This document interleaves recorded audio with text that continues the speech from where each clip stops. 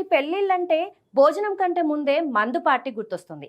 కానీ ఈ ట్రెండ్కు బ్రేక్ వేయాలని ఓ గ్రామ సర్పంచ్ తీసుకున్న నిర్ణయం ఇప్పుడు దేశవ్యాప్తంగా హాట్ టాపిక్ అయింది. ఉత్తరాఖండ్లోని గడుల్ గ్రామానికి చెందిన సర్పంచ్ స్వీటీ రావత్ వివాహంలో మద్యం పెట్టకపోతే 51,000 నజరానా అంటూ చేసిన ప్రకటన నిజంగానే అమలై చూపించింది. మాటలకే పరిమితం కాకుండా ఇప్పటికే 2 కుటుంబాలకు ఆమె నగదు బహుమతి ఇచ్చారు.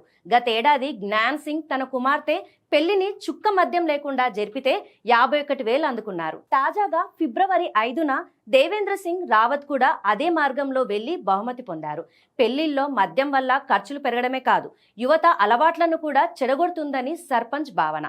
అందుకే తన గ్రామంలో మంచి మార్పు తీసుకురావాలని ఆమె ప్రయత్నిస్తున్నారు. ఈ ఆలోచనకు గ్రామస్తులే కాదు, జిల్లా అధికారులు కూడా ప్రశంసలు కురిపిస్తున్నారు.